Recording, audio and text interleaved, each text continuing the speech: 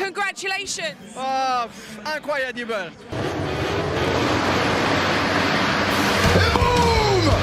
Cemetery fights back. Loves to be aggressive, doesn't it? But in the future, happen something with you, will be a problem. Okay. I will be arrested. We don't need to shake hands. We are okay. Rossi down! Rossi ready now! There is going to be a race directed. Et bonjour, bonsoir à tous et bienvenue dans ce nouvel épisode de la boîte à clapper. Je suis très content de vous retrouver pour le deuxième épisode d'une série qui s'arrêtera peut-être aujourd'hui ou continuera peut-être, on ne sait pas. Je suis très content, après avoir réalisé l'interview de Sébastien Charpentier, de recevoir Monsieur Greg Black. Comment ça va ? Eh bien, bonjour, ça va bien, je suis en forme. Eh bien, tant mieux, merci beaucoup d'avoir accepté l'invitation et de te rendre disponible pour notre micro. J'ai 1 million de questions à te poser, je suis trop contente que tu sois là. Eh bien, allez, c'est parti alors.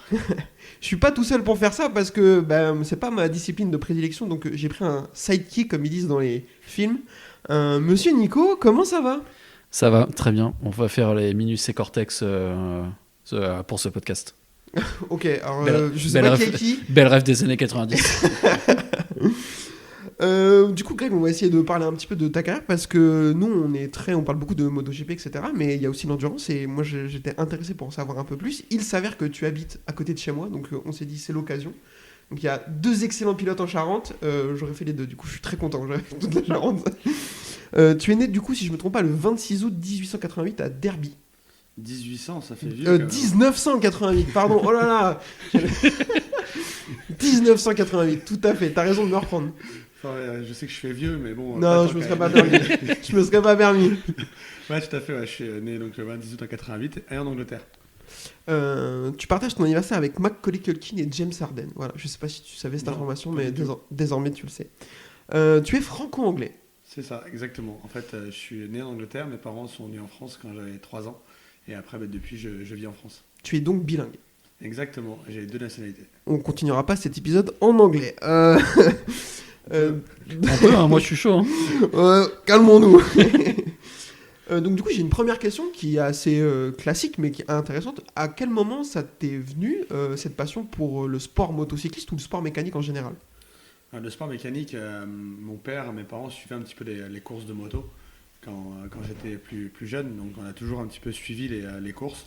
Mon père faisait de la moto quand il était plus jeune, mais faute de budget, à la vingtaine, il a dû arrêter. Et ensuite, on ne parlait pas du tout de moto. Mais à l'âge de 3 ans, j'avais une petite Piwi. Donc déjà, ça m'a permis de faire un peu de moto. Et quand j'avais vers 8 ans, mon père avait une moto trial. Et je m'amusais pas mal avec chez moi, encore dans la campagne, par ici. Et au final, c'était juste vraiment du loisir. Et à un moment donné, on s'est mis à faire du karting de location pour en famille. Et j'étais assez bon. Et finalement, j'ai fait une saison de karting en course. Et j'aimais beaucoup l'esprit de compétition. Mais moi, j'étais assez jeune. À l'époque, j'avais que 10 ans.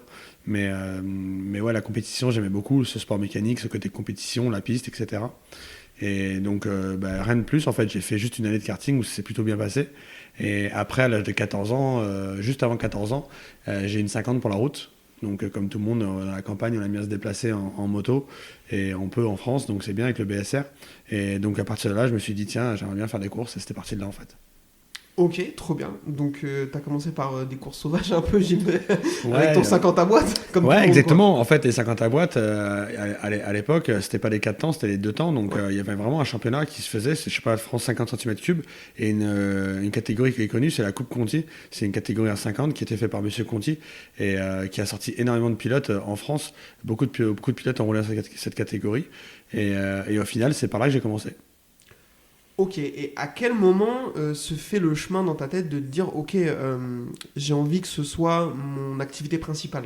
Parce que je pense que il y a à peu près 100% des gens qui font de la moto aujourd'hui, ils ont rêvé de faire ça, mais à aucun moment 99% n'ont pas fait la transition pour devenir pro. À quel moment toi tu t'es dit ok, je vais me focus là-dessus pour que ce soit mon activité principale ? Je dirais que c'est une bonne question parce que c'est hyper compliqué. Hein. Quand on est jeune, on croit tous dans ses rêves, on veut toujours faire de sa passion son métier, mais on ne se rend pas compte de toutes les choses qu'il y a à faire, les sacrifices, l'argent que ça coûte et toutes les choses qu'on doit faire pour mettre ça en place. Donc quand on est jeune, on met tout de côté pour faire que ça. C'est ce que je faisais quand j'étais plus jeune, quitte à louper les cours pas mal et aller sur les courses. Et au final, j'ai fait du championnat de France, du championnat d'Europe. Et après, j'ai débuté l'endurance avec de la vitesse toujours à côté. Et j'ai un moment de ma carrière en 2012 où finalement, je gagnais pas ma vie avec la moto et je me suis posé les questions de me dire est-ce que je continue, est-ce que j'arrête et au final, je me suis dit voilà, je me laisse l'occasion. J'ai réussi à trouver l'équipe le Junior Team en 2000, enfin le Honda en 2013 et le Junior Team en 2014. Et je me suis donné en gros 2 ans pour gagner ma vie avec la moto. Et je me suis dit, donne-toi les moyens de le faire. Et j'ai réussi. Donc à partir de là, voilà, on va dire que j'étais professionnel. Et quand tu étais jeune, qu'est-ce qui t'avait fait choisir la moto plutôt que le karting, puisque tu as commencé en compétition par le karting? L'esprit dans le paddock. Je me souviens quand j'étais petit, on était voilà, entre copains, on avait des pilotes de kart qui avaient le même âge que moi. Et au début, j'étais pas forcément bon parce que je débutais. Il y avait beaucoup de jeunes, ça faisait des années qu'ils étaient présents en karting. Et dès la 2e, 3e course, 4e course, j'avais à me battre devant. Et l'esprit général des parents, l'attitude des parents, ça m'a pas plu en fait. Et moi à la base, je voulais faire ça pour le plaisir, parce que c'était une passion de faire du karting, de prendre du plaisir avec ma famille et d'être là. Et en fait, l'esprit me plaisait pas. Les parents interdisaient aux autres enfants de me parler, de se parler entre eux. Donc c'était hyper strict. Et moi, je trouvais ça pas drôle. Donc en fait, malgré que mon club voulait vraiment que je continue, et j'ai décidé avec mes parents d'arrêter le karting pour cette raison-là. Alors, du coup, ça, je suis pas du tout étonné. Enfin, je sais pas pourquoi, mais c'est exactement l'esprit, enfin, en tout cas, l'imaginaire que j'ai d'un paddock karting par rapport à un paddock moto. En tout cas, Ouais, beaucoup plus peut-être fermé et moins de beaucoup moins communication. accessible, en Ouais. fait. Je pense que c'est ça. Ouais, je pense que les parents, dans tous les mondes sportifs, surtout dans le sport mécanique, les parents investissent beaucoup d'argent et en fait, peut-être qu'ils rêvent leur vie à travers leurs enfants. Je pense que... Et ils ont souvent pas réussi de leur côté et ils pensent que leurs enfants sont souvent les meilleurs ou les futurs prodiges. C'est pas toujours le cas, mais en tout cas, les parents, des fois, ils poussent un peu trop leurs enfants à faire le sport. Ils oublient la passion avant tout et malheureusement, c'est pour ça repousse certaines personnes à pas vouloir faire cette activité, quoi. Ok, déjà c'est archi intéressant. Donc du coup, jusqu'à 2012, ça a été un peu charnière, comme tu dis. Là, t'as décidé de vraiment te mettre des deadlines en disant je vais essayer de gagner ma vie sur la moto. Avant, t'avais un travail à côté, ou alors... Ouais, tout à fait. Ouais. J'ai arrêté de travailler en 2016, en fait. Ok. J'ai continué les deux. J'aurais pu arrêter de travailler en 2013 par là. Je commençais à gagner un petit peu ma vie avec la moto. Mais c'est transitoire, on va dire. On a toujours nos factures à payer à la maison, comme tout le monde. Et on se dit, si je bascule à la moto, c'est pas un petit peu d'argent qu'il faut gagner, c'est un vrai salaire. Faut se permettre de pouvoir vivre correctement. Et donc, pour ça, il faut être sûr. Et dans la moto, on n'est jamais très sûr, parce que c'est souvent des contrats d'1 an, maximum 2 ans. Donc, j'ai mis un bout de temps à arrêter, mais finalement, je m'entendais très bien avec mon employeur. Et j'avais après un mi-temps, et ce qui me permettait de gérer à peu près le temps pour aller sur les courses et travailler en même temps, de cumuler les deux. Ok, et sans indiscrétion, tu faisais quoi? Rien à voir avec la moto, je travaillais dans une entreprise vers Civray, dans la Vienne, Ok. dans les citernes de gaz, les contrôles des citernes de gaz pour les particuliers, les professionnels. Ok, trop bien. Voilà. Rien à voir avec la moto, effectivement. Absolument rien à voir. Je tombais dedans là par hasard. En fait, je faisais du travail en intérim à la base quand j'étais plus jeune, parce que moi j'ai fait mes études dans la vente, mais bien sûr dans la vente, pour avoir séjour, etc., c'est compliqué. Donc j'ai commencé à faire de l'intérim, histoire d'avoir quelques missions pour gagner de l'argent. Et au final, je me suis retrouvé dans cette entreprise à être intérimaire, et puis finalement à bien m'entendre avec mes patrons, et du coup avoir cette entente pour avoir ce métier, être un peu autonome avec mon véhicule et aller chez les particuliers, ce qui me permettait d'avoir du temps de travailler, et après d'avoir du temps pour aller sur les courses. Trop bien. Du coup, heureusement qu'ils ont été là pour te donner un peu de latitude.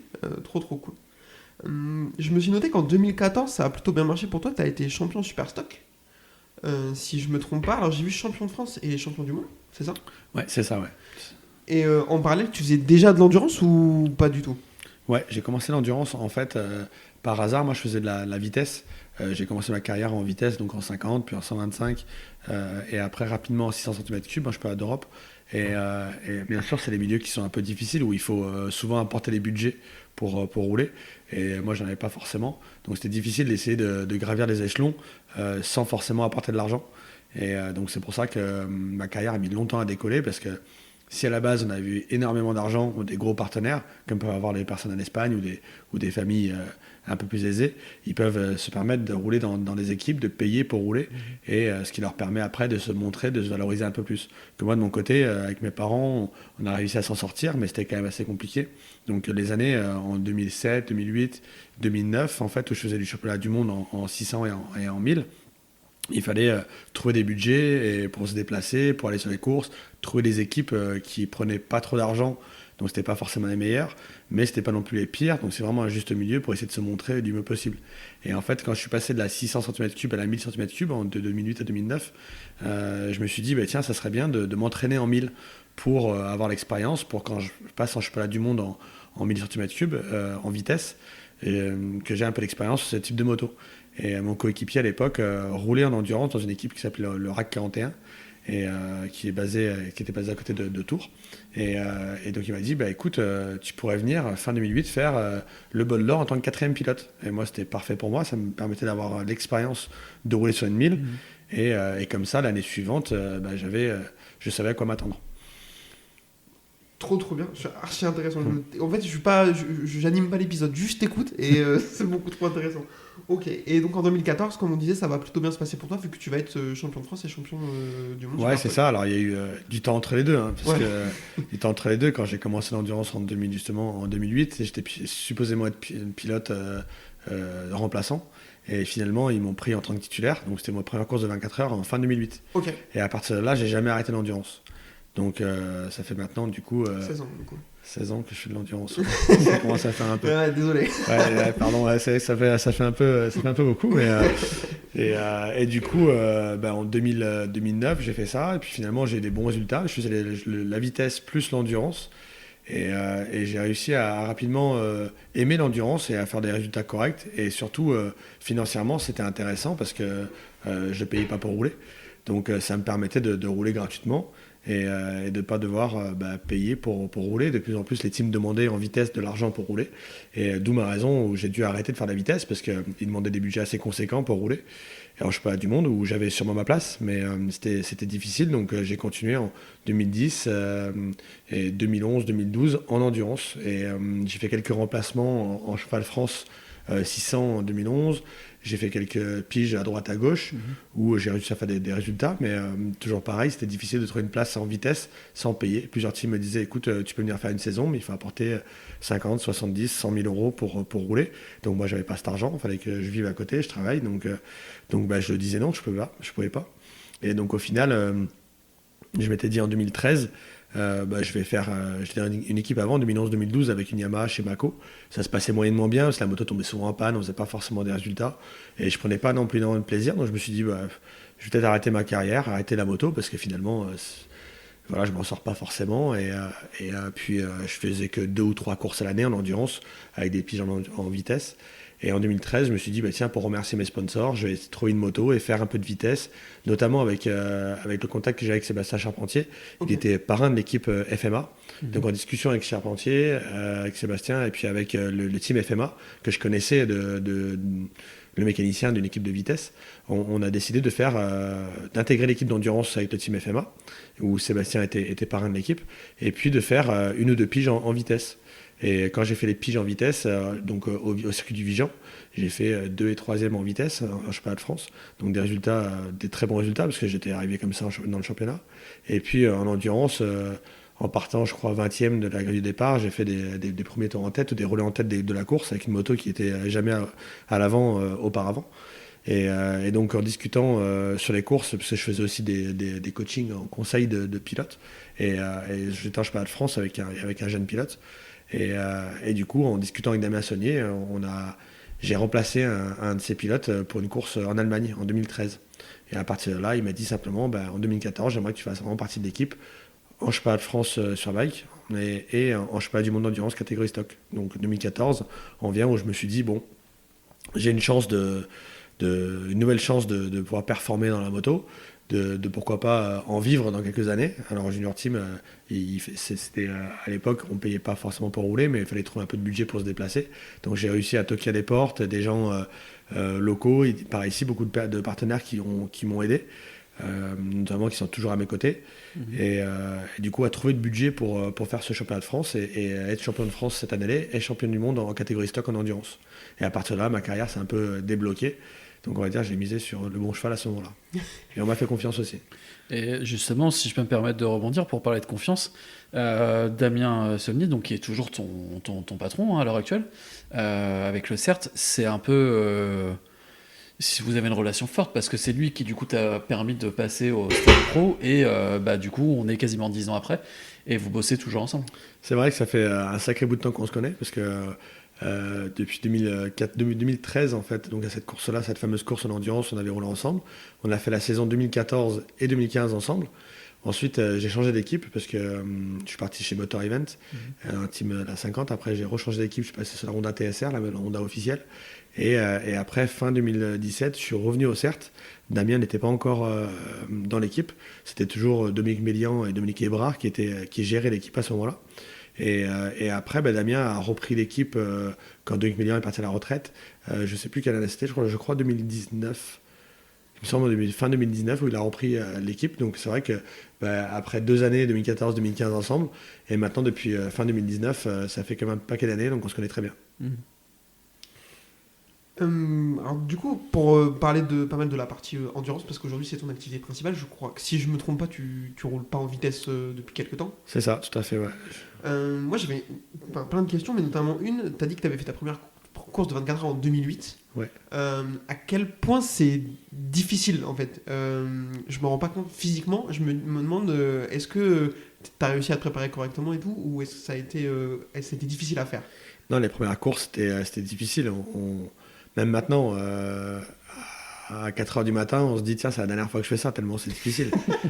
Mais non, c'est vrai que c'est des courses qui sont mentalement, physiquement, qui sont vraiment dures. Dans le sens où quand on fait 1 heure de moto, on ne se rend pas compte, mais on fait souvent des moyennes cardio. Pour ceux qui font du sport, on connaît les moyennes cardio. On fait des moyennes cardio entre 160, 170, des fois un peu plus bas à 150, mais généralement on est aux alentours de 160 de moyenne cardio sur un relais, sur 1 heure. Donc ça équivaut en gros à un marathon, enfin une course à pied ou du vélo pendant 1 heure. Mais on fait à peu près tous les muscles du corps, plus l'adrénaline, plus tous les muscles qui travaillent. Donc finalement, c'est quand même assez difficile. Et ensuite, on doit s'arrêter. On a à peine 2h30, 2 heures de repos et on repart. Et ça, 8 ou 9 fois d'affilée. Donc on peut s'imaginer faire une soirée après une grosse journée de travail, faire une soirée avec ses potes, rentrer et se dire tiens, je vais aller courir pendant 1 heure à 4h du matin, quoi. Donc c'est un peu le même principe. Et après, si on rentre de courir, on se dit tiens, maintenant ma journée est finie. Et quand on rentre, on mange un bout et puis on se dit non, en fait, il faut repartir pour 1 heure de vélo, quoi. Et c'est ça, d'affilée jusqu'à 15h, donc c'est quand même long. Même avec toute l'expérience que tu as aujourd'hui, des fois, genre là, le mois prochain, tu sais que vers 4h du matin, tu vas t'asseoir dans le stand du CERT et tu vas te dire mais qu'est-ce que je fous là encore, c'est pas possible. Ah ouais, clairement. Non, le pire, c'est quand j'ai un ami ou mon père qui vient tout le temps avec moi sur les courses, on a besoin d'un accompagnant, c'est obligatoire pour s'occuper de nous parce que le plus on a de repos, le mieux c'est. Donc c'est chez nos affaires, s'occuper de nous, gérer un peu le timing, etc. Et souvent, je me pose un peu dans ma petite chambre que j'ai dans le camion du CERT. Et quand mon ami Emeric, il vient pour me réveiller, je suis un peu ronchon. C'est quoi le moment le plus dur? Est-ce que c'est justement ça, vers 4h, 3-4h du matin, quand on est dans le milieu de la nuit, que le soleil n'est pas encore près d'arriver, c'est plus dur dans une course de 24 heures, ouais, cette période-là? Chaque pilote a son moment qu'il n'aime pas. Et moi, particulièrement, c'est jusqu'à 4h du matin, ça va à peu près. Et après, ça va, j'aime pas trop, non, jusqu'au lever du soleil. Il y a 1 ou 2 relais qui sont quand même compliqués. On dira, on vers 5h du mat et 7-8h du matin, c'est quand même pas très agréable. Comment tu te prépares physiquement et mentalement, parce que je pense qu'il faut pas négliger cette partie, pour des courses aussi exigeantes? Alors, effectivement, c'est un sport qui demande beaucoup d'entraînement, surtout l'endurance. En vitesse, on peut se permettre, même si c'est très dur, que ce soit les courses de MotoGP, de Superbike, etc., mais c'est des courses qui restent de 40-45 minutes où il faut être très fort pendant 1 heure. Mais finalement, le rythme d'endurance aujourd'hui équivaut à une course de vitesse, donc une course de vitesse sur un relais, et nous on en fait 8 ou 9. Donc il faut se préparer correctement. Aujourd'hui, on a la chance de ne pas faire partie des sportifs comme les cyclistes ou ou ceux qui font de la natation, où il faut s'entraîner 4, 5, 6 heures par jour uniquement à son sport. Et ça, c'est très dur. Nous, on a la chance de pouvoir varier un peu les activités. Donc moi, j'essaye de m'entraîner à peu près 2 heures à 3 heures par jour en sport et de diversifier un petit peu les activités. Sébastien Charpentier, par exemple, fait quasiment que du vélo, ou faisait quasiment du vélo. Il en fait encore, mais pour s'entraîner, il faisait quasiment que du vélo. Et moi, j'essaye de varier un peu toutes les activités en faisant justement des entraînements quotidiens.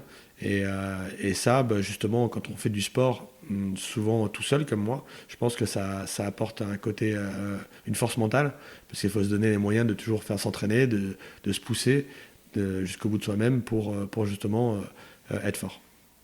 Mes sources me disent que tu es assez redoutable au padel. Je ne citerai pas de nom, mais on parle d'un pilote d'endurance charentais.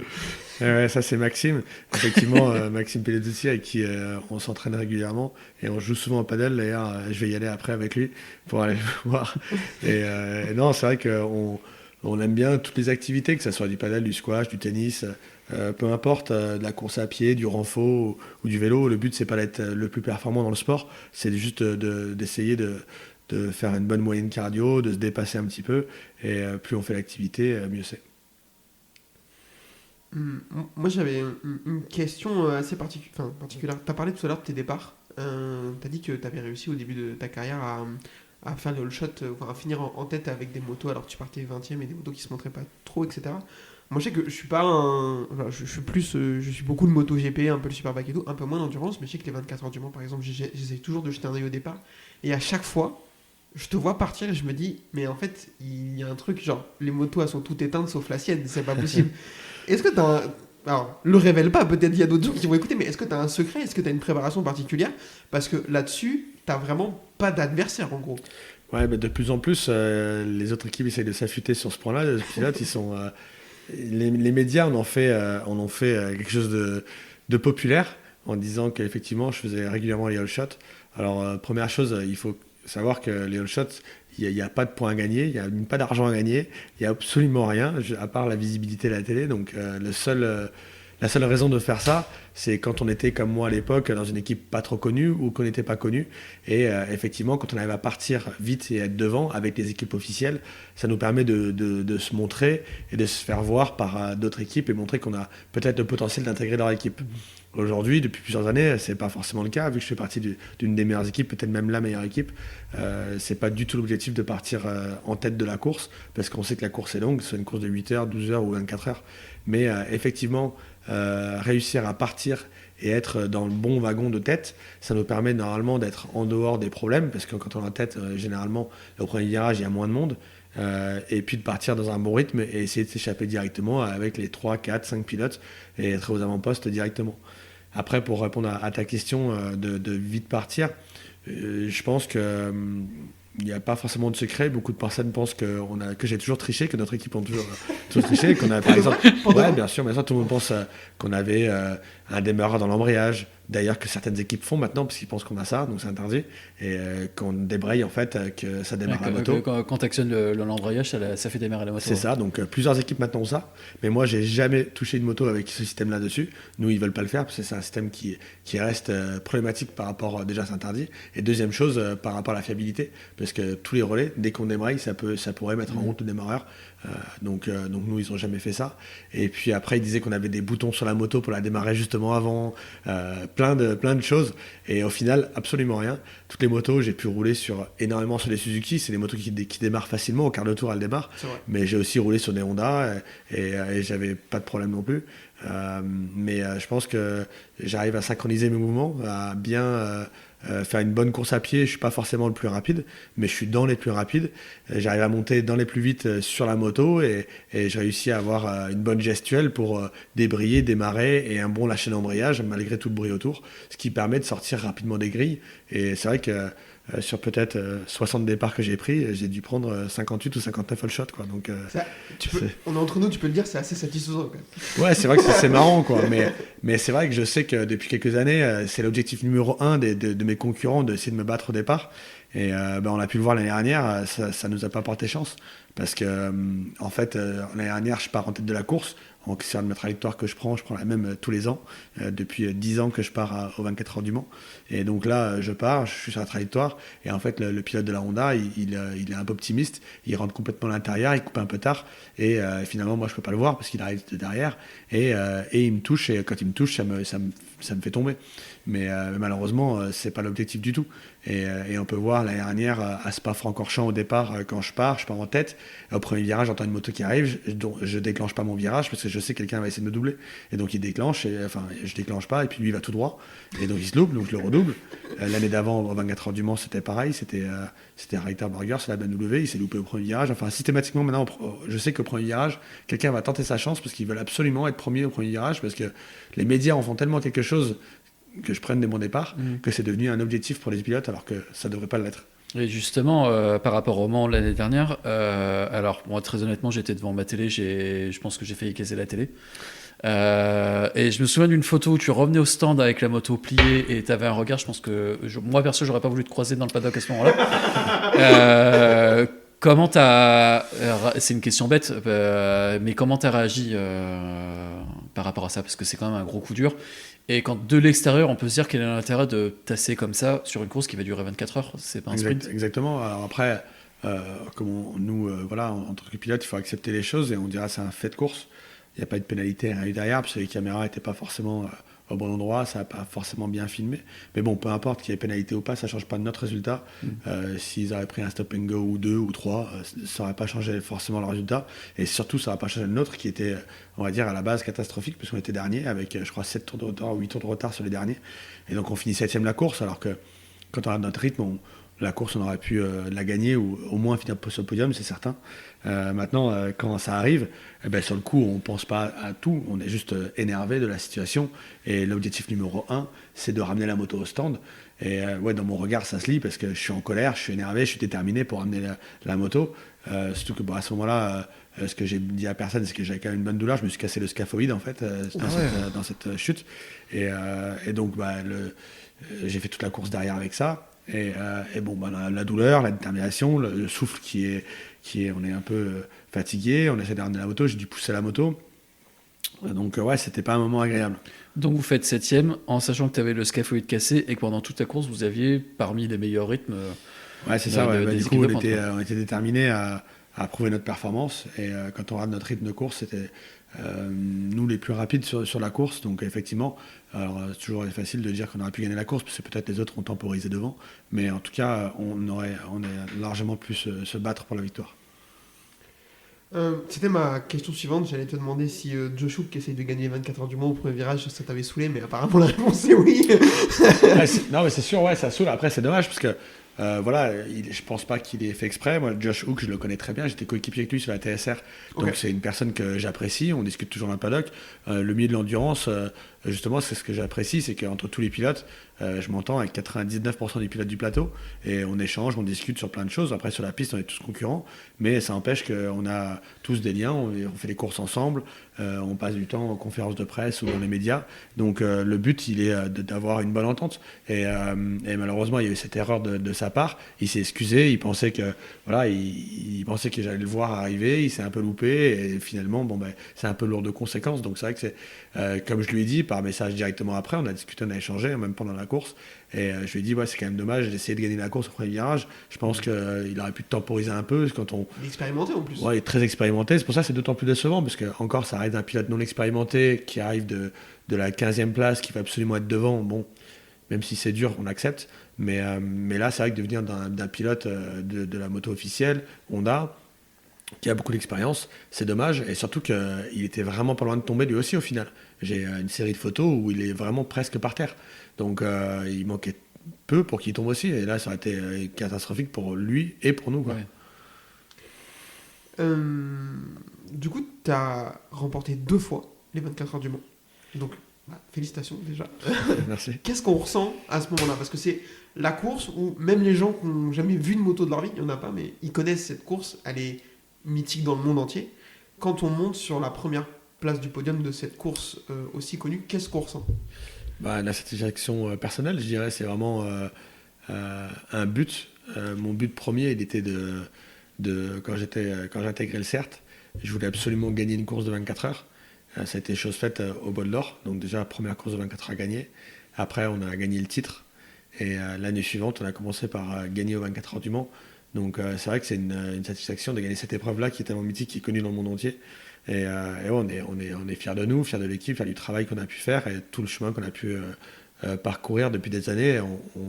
Moi, je courais après d'intégrer l'équipe officielle, de gagner des courses, de gagner des titres.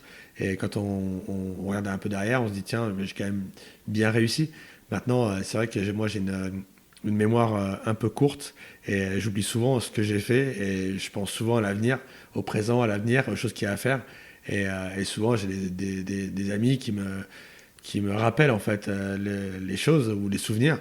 Et moi, c'est vrai que j'oublie vite et je penserai peut-être à tout ça plus tard quand j'arrêterai. Mais c'est vrai que pour l'instant, je suis focus sur la suite, sur le futur, sur les futurs résultats et de toujours travailler et progresser pour réussir. Incroyable, c'est beaucoup trop intéressant. Je bois tout ce que tu racontes, c'est un truc de fou.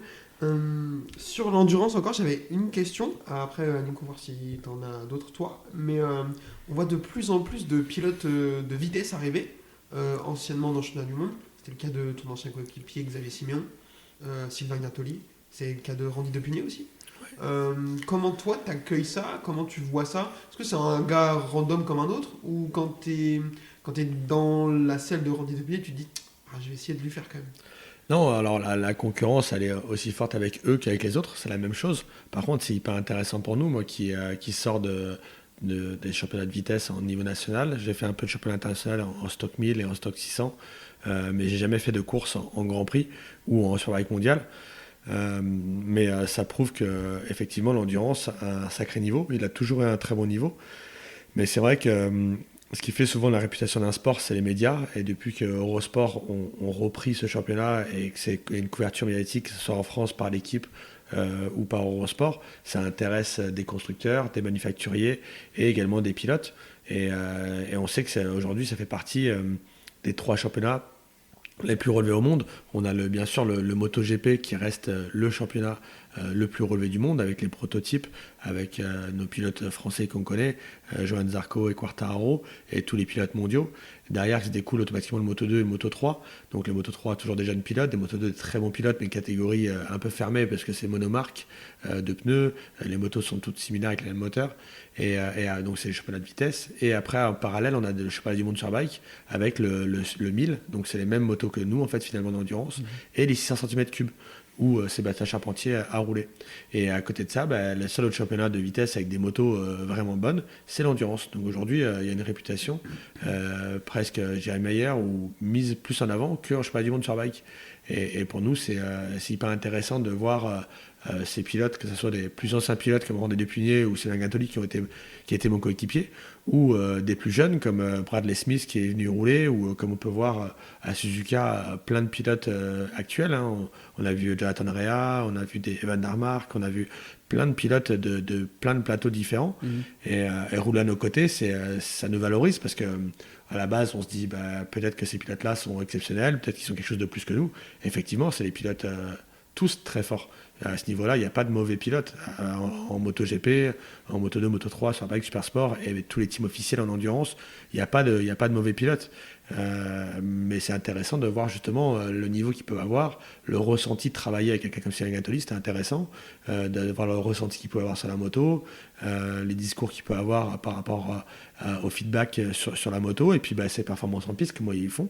Et on n'a pas à rougir face à eux, parce qu'on a quand même tous les pilotes officiels en endurance qui sortent de l'endurance, des pilotes, je dirais, comme moi, comme mon coéquipier Étienne Masson, ou ça peut être aussi des pilotes comme Kenny Forêt, que je connais très bien.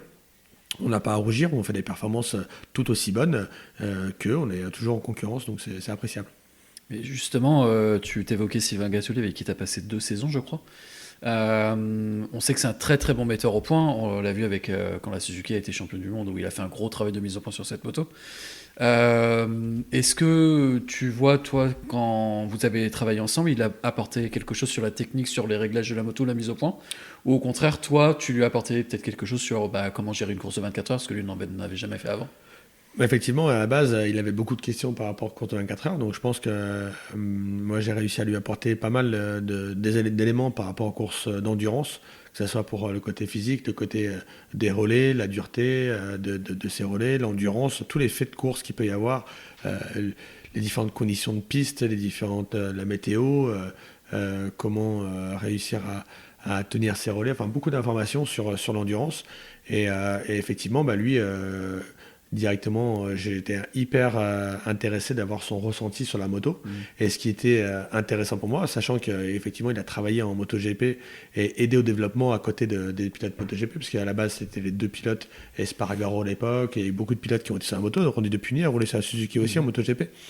Et puis surtout leur pilote test, Tsuda, qui a fait, je pense, le plus gros du développement sur la moto, et Sylvain qui faisait le développement en Europe, donc il faisait partie du projet développement. Et donc c'était toujours intéressant de voir un peu son ressenti et ce que lui pouvait dire. Et ce qui était valorisant pour moi, c'était qu'effectivement toutes les informations qu'il rapportait étaient les mêmes, que le même ressenti et les mêmes informations que j'apportais au team. Alors ça veut dire que je pense que techniquement, on a nous aussi les pilotes d'endurance, un bon ressenti et un bon feedback. D'ailleurs, pour parler de Sylvain Guintoli, il est devenu pilote de développement chez BMW. Vu ce qu'a fait Toprak ce week-end, je pense que si déjà il y avait des questions encore à se poser... A priori, c'était une bonne... si les gens avaient un doute sur sa qualité de metteur au point... Il n'y en a plus, maintenant, maintenant c'est sûr. Moi j'avais noté comme question, est-ce que tu penses que c'est grâce à Sylvain Guintoli que Toprak a gagné ce week-end? Non, je ne vais pas être misant pour Sylvain, mais je pense que pour l'instant, il a pas encore développé la moto et il a fait, je crois, que 2 séances de test sur la moto. Et il n'a pas pu commencer à rouler avant le mois de janvier, il me semble, parce que... il avait toujours un contrat avec Suzuki, donc il me semble qu'il a fait peut-être 3 ou 4 jours de test, donc pas énormément pour l'instant. Donc en tout cas, il fait partie du projet. BMW se met en avant, essaye de vraiment travailler, de prendre les bons pilotes, de prendre le bon staff. D'ailleurs, notre chef mécanicien est parti de chez nous pour aller avec Sylvain au développement. Et donc Sylvain et notre chef mécanicien Paul font le travail pour BMW. Maintenant, je pense qu'on voit le résultat de toutes les autres BMW en Superbike. Pour l'instant, ils sont similaires aux années précédentes, à part Toprak, qui je pense, est un pilote extraordinaire en ce moment et arrive à faire des choses que peu arrivent. Et c'est pour ça que les résultats sont aussi bons pour l'instant. Alors, de toute façon, la manière dont il a victimisé les 2 pilotes Ducati ce week-end, je pense qu'il n'y a aucun doute sur le fait que ce soit un pilote exceptionnel. Je crois que Bautista comme Boulega, ils sont partis bras dessus, bras dessous en pleurant parce qu'il leur a fait quelque chose, c'était assez sale ce qu'il leur a fait. Il leur a fait une Lorenzo, surtout à Bautista. Ouais, et puis sur course 1, sur les 5 derniers tours, ce qui m'a à Boulega pour le remonter, alors que Boulega a plus de pneus. Enfin bref, c'était... Ouais, c'est vrai qu'il ne faut pas oublier que Barcelone, c'est un circuit très particulier. Ça mange beaucoup de pneus, non? Ouais, alors les pneus Pirelli, c'est des pneus extrêmement performants, mais ils ont des problèmes de dégradation un peu rapides sur certaines pistes, et notamment sur la piste de Barcelone, on voit les chronos qui peuvent perdre entre quasiment jusqu'à 2 ou 3 secondes au tour, jusqu'en fin de course. Alors, il y a vraiment un management de pneus à faire. Et Boulega, qui lui arrive du Super Sport, n'avait pas forcément besoin d'économiser ses pneus en 600, mais en 1000, c'est un gros détail. Et du coup, pour sa première expérience sur une course à Barcelone, il n'a pas forcément réussi ça. Et Toprak, lui, connaît la dégradation des pneus et a réussi à maintenir un être plus important. D'où la raison, une fois que le pneu il s'écroule, avec la moto, ça nous arrive parfois, on ne peut plus rouler, quoi. C'est inroulable. Une fois que le drop est passé... après, c'est fini. La moto, elle est vraiment horrible à rouler. On est presque à tomber à tous les virages et on peut perdre 2, 3, 4 secondes au tour du tour à l'autre. Okay. La bise à Jorge Martin au Phillip Island, bien entendu, qui a vécu la même chose. Exactement, c'est ça. Il a perdu 5 places en... mais Johan Zarco a pu gagner. Donc, moi ça me va. Ouais, c'est un peu le même principe. Hein. C'est exactement ça. Les motos aujourd'hui, elles sont tellement puissantes et il y a tellement une gestion électronique qu'il faut des pneus vraiment performants pour pouvoir soutenir cette puissance et cette charge qu'on met dans les virages. Et on peut rapidement brûler la gomme, quoi, en fait, tout simplement. On le voit aussi en Formule 1. Ouais. Non, mais en Formule 1, oui, j'arrive pas à me dire si c'est plus ou moins marquant qu'en moto, mais l'exemple de Martin, on en a vu quand même, je trouve, peu d'aussi flagrant où vraiment il a plus de motricité dans les 3 derniers tours, il n'arrive plus à sortir du virage dans le dernier. En fait, on l'a pas trop vu parce qu'on est concentré sur Zarco, mais ce que lui met Brad Binder dans les virages, il lui passe à l'extérieur dans les virages du Phillip Island. Il n'a plus rien, Martin. Mais ça, du coup, c'est un autre aspect qui rentre en endurance. Du coup, c'est encore plus exacerbé, j'imagine, parce que vous faites peut-être plus avec les pneus qu'en MotoGP ou en vitesse. Ouais, nous, on est avec notre partenaire Bridgestone, donc on est que 3 équipes à avoir ces pneus-là. C'est nous, la Yart et la TSR. Donc c'est vrai qu'aujourd'hui, on a des pneus qui sont extrêmement performants. Nos pneus, on les change toutes les heures, donc le pneu avant et le pneu arrière. Donc nos pneus, ils doivent durer 1 heure. Un relais, c'est entre 52 minutes au plus court et 1 heure en gros.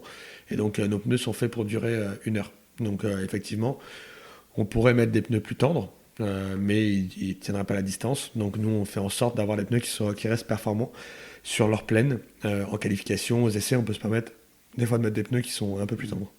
Jouer la constance sur la longueur du relais en fait. C'est ça, exactement. Mais ils pourraient le faire en Superbike, hein, c'est un peu le même principe. Ils ont des différentes gommes, des SCX, des SC0, comme on entend, des SC1, SC2. Et ils pourraient mettre des. D'ailleurs, c'est la chose que je ne comprends pas. Et là, ils ont tous roulé en pneu en SCX. C'est le pneu quasiment qualif ou tendre pour une course de 10 tours. Finalement, s'ils mettaient un pneu plus dur, peut-être que ça tiendrait plus longtemps. Ils rouleraient peut-être moins vite, mais plus longtemps. Donc en fait, c'est vraiment un juste milieu entre la durabilité et la performance. Donc eux, ils préfèrent performer directement avec des pneus hyper tendres, quitte à un peu l'user prématurément, que de prendre un pneu qui est plus dur, qui va rouler moins vite au début, mais qui tient la distance. C'est quand même en MotoGP, les pilotes qui peuvent partir en pneu soft ou ceux qui partent en médium, en fonction, c'est un bon ou un mauvais choix. Mais nous, en tout cas, on fait des essais où on travaille sur la durabilité pour justement pas avoir ce drop de pneus. Mais ça nous arrive, hein, ça nous est déjà arrivé. Je crois que c'était à Estoril il y a quelques années. On devait faire des relais de 28-30 tours, je crois. Et en fait, notre pneu à 25 tours, il se détruisait parce qu'on avait des problèmes de pneus qui s'usaient prématurément. Et donc, ils ont réduit les relais à 26 tours pour pas perdre les 3 secondes au tour pour les 4 derniers tours. Quitte à faire un ravitaillement de plus. Donc c'est vraiment en fonction. Ouais. C'est un calcul après. Savoir, est-ce que tu préfères perdre les 2 secondes ou alors perdre 1 minute sur un arrêt de temps de plus, quoi. C'est ça. Ok.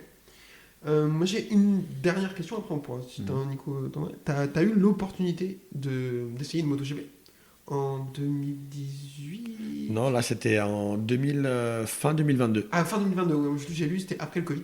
Ouais, c'est ça.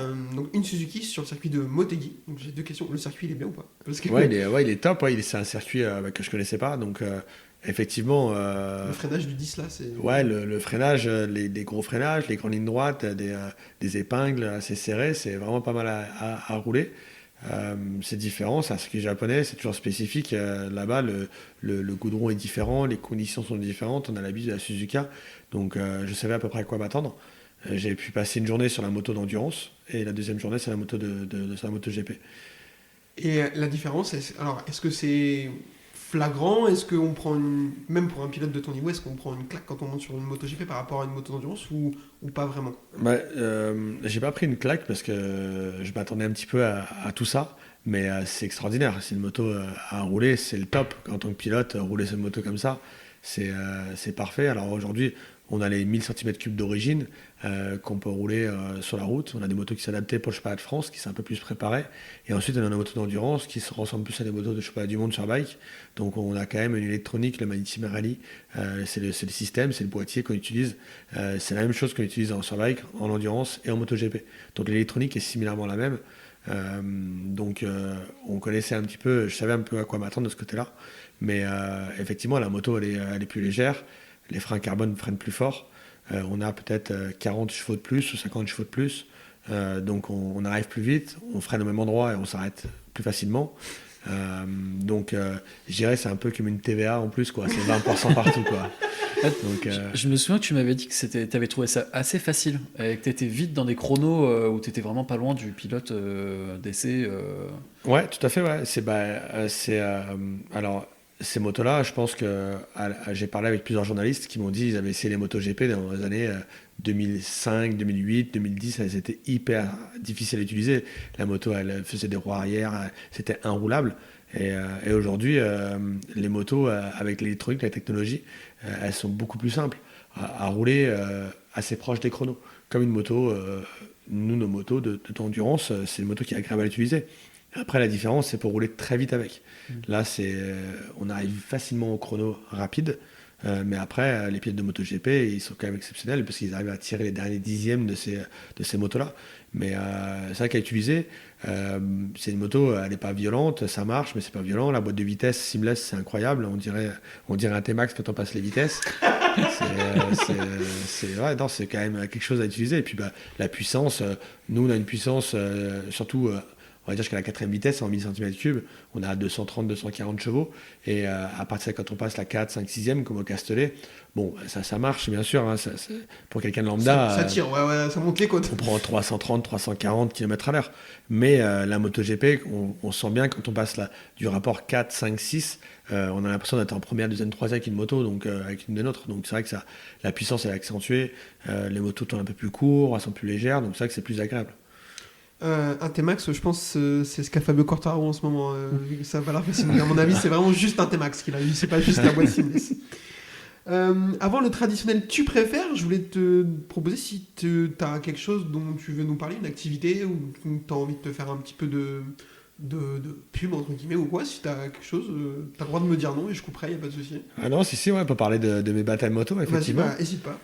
Du coup, à côté de moi, de ma carrière, vu que, comme tu disais tout à l'heure, on a 4 courses à l'année, ce qui, mine de rien, représente quand même du temps, parce que c'est des grosses semaines avec les entraînements, et ça représente quand même beaucoup de temps. Je suis moniteur pour les écoles de pilotage aussi, une école au Vigan avec mon motoclub, avec le Val de Vienne Moto, une école pour les enfants, qui me tient à cœur, parce que moi, quand j'étais plus jeune, j'avais pas forcément l'occasion d'aller rouler en moto, c'était difficile d'accès.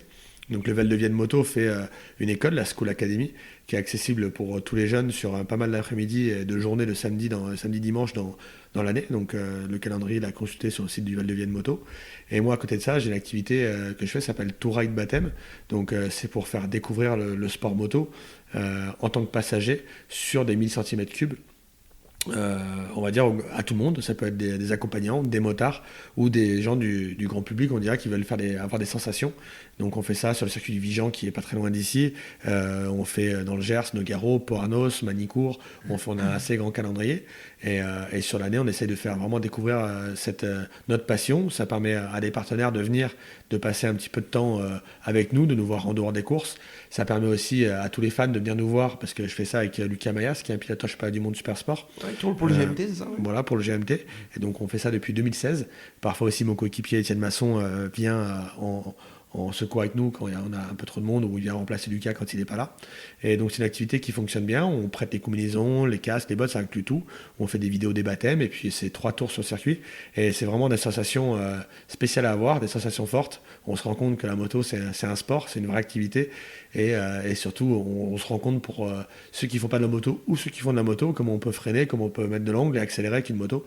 Et nous, on essaye d'y aller un peu fort et vite. Et du coup, c'est pas trop mal. Donc, on fait ça sur 18 jours dans l'année. Donc, on a un site internet qui s'appelle tourridebaptême.fr et il y a toutes les informations dessus. Trop bien, on mettra ça en description si jamais ça intéresse des gens. Voilà, on mettra ça en description de la vidéo et même de l'épisode du podcast pour que les gens puissent cliquer dessus. Ouais. Est-ce que Nico, tu as une question avant qu'on passe au tu préfères ? Moi j'avais juste pour le baptême, un petit mot. Moi j'avais pas fait derrière toi, j'avais fait derrière Adrien Parasol, qui donc journée side et qui a fait des podiums en stock. C'est intéressant et terrifiant, franchement, ça à faire. Mais moi, je ne m'imaginais pas qu'une moto, ça pouvait freiner aussi tard. Surtout à deux. Vous êtes complètement taré. Hein. C'est vrai qu'on ne se rend pas forcément compte parce que, comme je le dis souvent, les gens se vexent un peu quand on dit ça. Mais c'est vrai qu'en moto, quand on a un passager, c'est un peu comme en voiture. Quand on roule avec une remorque, c'est l'équivalent. Parce qu'un passager, il est assis très haut sur la moto. Et mine de rien, le poids en proportion... c'est par rapport à la moto, 40% du poids. Exactement. Donc finalement, c'est un peu comme quand on roule en voiture avec une remorque derrière. C'est-à-dire qu'il faut faire hyper attention, il faut freiner plus tôt, il faut prendre son temps pour tourner, il faut se placer, etc. Et nous, c'est ce qu'on fait en baptême. Les gens ne se rendent pas forcément compte, mais on arrive à rouler très vite en baptême. En l'occurrence, en gros, Vigan, circuit du Vigan, pour donner un exemple, quand on roule assez vite avec les motos qu'on a, c'est des motos préparées, mais tout seul, on arrive à rouler à peu près une 42 avec autour, donc 1 minute 42 autour, donc c'est des chronos assez rapides. Mais en baptême, on arrive à rouler à une 46. Donc c'est quand même très proche des chronos. D'ailleurs, sur les journées où on roule, même dans les catégories confirmées, parce qu'on roule en même temps que les autres pilotes, il y a souvent 3 catégories, débutant, moyen, confirmé. Il n'y a pas grand monde qui arrive à nous doubler, donc ça C'est prouve la bien, vitesse tu- qu'on arrive. Ouais, franchement, c'est. Le mec qui roule en 1000 jacks ou quoi, ou qui saigne des journées piste tous les dimanches et qui se fait déposer par Ouais. mec qui sont à 2 de suite. Ouais, ça arrive souvent, justement, ça arrive souvent. D'ailleurs, ça crée toujours un peu les personnes, on arrive à côté d'eux et puis on leur fait les freins à 2 sur la moto. Des fois, ils se disent, tiens, c'est pas normal, ils relâchent les freins et puis ils finissent dans le bac à gravier, quoi. Donc c'est vrai que c'est rigolo. Ouais, franchement, c'est un truc à faire pour se rendre compte. On aime la vitesse moto, pour se rendre compte, c'est ouf. C'est là qu'on se rend compte ce que ça fait la vitesse d'un pro, quoi. C'est impressionnant. Messieurs, arrêtez parce que ça va finir par m'intéresser et je vais finir par avoir envie de le faire. Donc, Il faut venir, il faut consulter le calendrier, venir, il y a de la place. Bah écoute, je suis très chaud. Moi, j'ai juste une dernière question, Kevin, vas-y. avant de passer au tu préfères. Tu parlais de Suzuka tout à l'heure. Quand on est spectateur, quand on regarde les 8 heures de Suzuka, ça a l'air fou, l'ambiance là-bas. Est-ce que ça l'est? Est-ce que vous, en tant que pilote, vous vous rendez compte aussi de l'ambiance? Ça a l'air assez extraordinaire, l'ambiance sur les 8 heures de Suzuka. C'est vrai, c'est une ambiance incroyable. Les Japonais sont vraiment des fans absolus de la moto là-bas. C'est une course qui est mythique, qui est réputée, et ça attire énormément de spectateurs. Les paddocks sont pleins, ils sont hyper respectueux. Il faut se dire, là-bas, il n'y a pas une poubelle, mais il n'y a pas un détritus par terre. Et ils posent leur tente partout, c'est rangé, c'est nickel, c'est incroyable. La ferveur qu'ils amènent dans les stands, dans les tribunes, c'est assez incroyable. Ça apporte quand même beaucoup de public. Et quand on roule là-bas, c'est quelque chose parce que on a tout l'appui des constructeurs japonais qui sont sur place. Pour eux, c'est hyper important de gagner cette course-là. Que ça soit Honda, Yamaha, Suzuki, toutes les marques sont vraiment présentes. Tous les Japonais, ils sont tous sur place. Et ça apporte également des pilotes, d'autres pilotes au championnat, parce qu'il y a des pilotes de Grand Prix qui peuvent venir, parce que les constructeurs veulent absolument gagner cette course-là, donc ils mettent tous les moyens pour réussir. Alors on a de la chance que depuis quelques années, le règlement fait en sorte que les motos sont de plus en plus proches, d'où les résultats qu'on a à faire là-bas. On a réussi à faire des podiums à Suzuka qui étaient hyper rares avant, parce qu'il y avait une grosse différence entre les machines. Les machines qui étaient là-bas n'étaient pas les mêmes que le championnat. Donc c'était compliqué pour nous de faire les résultats, mais maintenant, avec la FIM qui met en face fur et à mesure des choses, on est quand même plus proche. Et non, c'est exceptionnel de rouler là-bas, entre la température, l'humidité, les Japonais qui donnent absolument tout pour faire le résultat, c'est quelque chose. Incroyable. C'était archi intéressant comme question. Je voulais le poser en plus et je l'avais squeezé. Greg, je te propose qu'on finisse par un petit tu préfères. Je te propose 2 choix, tu choisis. Seb Charpentier y est passé, il a réussi à survivre. Mais t'inquiète, il est gentil celui-là, je te fais assez. Ça va. Je suis pas inquiet. MotoGP ou Superbike en tant que spectateur? MotoGP, Merci quand même. Faire la pole ou faire le all shot? faire la pole. Ah ouais. Ouais, la pole, c'est quand même quelque chose de réussir, de faire un chrono pur, réussir à se donner, parce que c'est le seul moment d'endurance où on peut vraiment performer en tant que perso. Ok. Je dirais que voilà, on peut se donner à 100% sur la moto, même si on casse la moto, c'est pas grave, il y en a une deuxième pour nos coéquipiers, c'est pas comme en course où il faut absolument assurer. Donc on peut vraiment se donner à 100%. Le côté vitesse pure, vraiment Voilà, c'est ça. extraire tout. C'est le seul moment où on arrive vraiment à... Ouais, c'est ça exactement. France ou Angleterre? Ça dépend des jours. Je dirais que la France gagne pour la France et que l'Angleterre gagne pour l'Angleterre. Ça, Je c'est dirais- vraiment je dirais- le meilleur bail. Et je dirais, il y a quelques jours au rugby, j'étais plus pour l'Angleterre. Ok, d'accord. Ah oui, ils ont gagné. Bah oui, forcément. Le Mans ou Manicourt? Je sais pas si t'as déjà... Je pense que t'as déjà roulé à Manicourt, mais c'est pas au calendrier, c'est pour ça que je te pose la Ouais, question. à Manicourt, on a fait le Boulder là-bas auparavant. Donc de 2000, quand j'ai commencé en 2008, il se faisait là-bas jusqu'en 2000, je crois que ça a commencé au Castellet en 2015. Donc j'ai dû faire 5 ou 6 éditions D'accord. à Manicourt. Et je dirais que je préfère le Mans, tout simplement parce que c'est un circuit qui est plus typé moto, avec un peu de vallonné, un peu de vallon, les virages sont plus typés moto, que Manicourt, c'est un très beau circuit, mais plus typé voiture avec des chicanes que j'apprécie un peu moins. Seb Charpentier avait répondu Manicourt, voilà. Ouais, parce qu'il a été très rapide là-bas, il a gagné beaucoup de courses en super sport. Ouais. Et puis il a gagné son 2e titre là-bas Ouais, aussi, bien donc sûr. je le comprends. Honda ou Yamaha? T'as le droit de pas répondre si ça Honda t'attire des ou problèmes. Yamaha en ce moment, je dirais, par rapport du fait de leur performance, je dirais Honda. Ok. Parce que c'est un peu en endurance, on voit qu'en stock, c'est un peu la vague. Tout le monde essaie de passer chez Honda. Ouais, c'est ça, c'est une moto aujourd'hui qui évolue. Hein. Faut le dire, il y a des motos qui sortent tous les ans et il y a des marques qui sortent des motos moins souvent ou plus souvent. Et Yamaha, c'est une moto qui est aujourd'hui un peu plus ancienne, qui a en endurance quelques problèmes de fiabilité. qui n'est pas forcément la plus performante dans les championnats, malgré que ce soit une très bonne moto. Le Yard, c'est une très bonne moto avec des très bons pneus, c'est pour ça qu'elle performe. Mais c'est vrai qu'entre le Superbike, le MotoGP et en endurance, entre les fiabilité et la performance, aujourd'hui, même si Honda en MotoGP ont quelques soucis de développement, mais on voit que c'est quand même des très bonnes motos, ils évoluent. Donc, ouais, je dirais Honda. Mais c'est un second choix parce que la moto reste une Suzuki. Je comprends. Rossi ou Marquez? Je dirais Rossi parce que c'est un pilote que moi j'ai admiré quand j'étais plus jeune, qui était plus de ma génération, on dira, et que quand j'étais petit, je le suivais sur toutes les courses.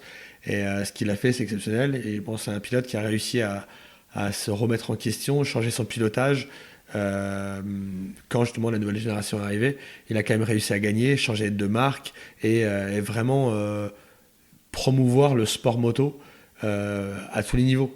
Donc il a vraiment, j'ai un grand respect pour lui par rapport à la carrière qu'il a pu faire, mais j'ai un grand respect pour quelqu'un comme Marquez aussi qui a innové à nouveau le sport avec son style de pilotage, avec sa façon de faire, l'activité qu'il a pu amener, toutes les choses qu'il peut faire aussi pour les jeunes, en Espagne, c'est hyper bien. C'est deux personnes emblématiques du sport, mais de deux différentes générations. Oh, j'aurais pas répondu mieux que ça. Il me reste 2, Spa ou Suzuka? Ça c'est difficile. Ah, je suis content de te mettre en... Ça c'est un peu difficile. Je dirais, moi, en tant que pilote, ce que je préfère, c'est Spa.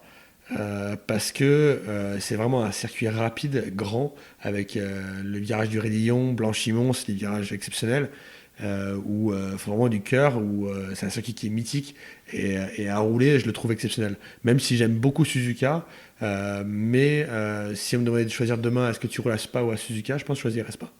Ok. Et la dernière, est-ce que tu préfères une victoire dans le dernier virage ou en solitaire avec 10 secondes d'avance sur tout le monde? Bon, en solitaire avec 10 secondes d'avance. Okay. On a le temps de se relâcher un peu. Je comprends. Vas-y, je t'en prie. Moi, je voudrais juste en rajouter un. Dirt track ou motocross? Parce que tu fais un peu des deux, hein, tu roules beaucoup en dirt track. Ouais, je fais pas mal de disciplines, en moto quasiment toutes. Et celle que je fais le moins, c'est du motocross. Je fais pas mal d'enduro avec un groupe de potes qu'on aime bien rouler. Je fais partie du motoclub des Orchidées qui est à Champagne-Mouton, où ils font l'Argentor. Même si j'y vais pas souvent parce que je suis pas souvent là, mais voilà, j'ai des potes qui roulent pas mal aux alentours et donc j'aime bien cette discipline parce que l'enduro on peut rouler l'hiver, etc. Donc c'est un peu comme le motocross, mais il n'y a pas les sauts, quoi. Donc ce qui est difficile pour les pilotes comme moi qui sortent pas du motocross à la base, c'est le motocross, ça reste quand même dangereux, les circuits sont un peu supercross, et moi, faut le dire, je suis mauvais dans les sauts, donc à part me blesser, c'est tout ce qui va m'arriver. Et si j'avais 15 ou 20 ans, je m'étais mis plus au motocross, peut-être que j'aurais réussi une carrière là-dedans, mais c'est pas forcément mon fort, donc j'en fais pour m'entraîner, mais donc je préfère le dirt track, ouais. Mille merci du coup Greg pour ce moment, c'était archi intéressant, vraiment j'ai appris beaucoup de choses. Comme je dis, voilà, moi je suis pas un spécialiste de l'endurance et c'était vraiment super intéressant, donc merci beaucoup pour ton temps. Le rendez-vous est pris pour le baptême parce que vraiment ça m'a chauffé de fou et j'ai très envie d'avoir peur, c'est ma passion. Mais parfait. Et moi-même j'arpente beaucoup les pistes de karting de la région, donc si un jour on s'y croise, c'est avec plaisir vraiment, parce que j'ai vu sur Instagram que tu traînais pas mal sur Champigny, etc. Ouais, c'est ça. Je connais un peu Christophe et tout, donc Okay. voilà, ça peut-être je le couperai, ça intéresse personne, mais en tout cas voilà, je suis très très chaud pour taper un karting à l'occasion avec toi. Un kart, ouais, je roule sur les circuits de kart avec un peu en kart. L'autre jour en Espagne, j'ai roulé avec un Rotax, c'est plutôt cool aussi. J'ai fait un peu, ouais, Auto ou manuel? Auto. Ouais, donc ouais, non, c'est cool. Trop bien. Merci beaucoup Nico. Avec plaisir, merci à toi. Et surtout, on te souhaite le meilleur pour la saison qui arrive, notamment les 24 heures le mois prochain, puis après tout le reste de la saison, on va croiser les doigts pour toi et suivre ça de près. Ça marche, je vais croiser les doigts aussi alors. Merci beaucoup et à bientôt. Congratulations! Oh, incroyable!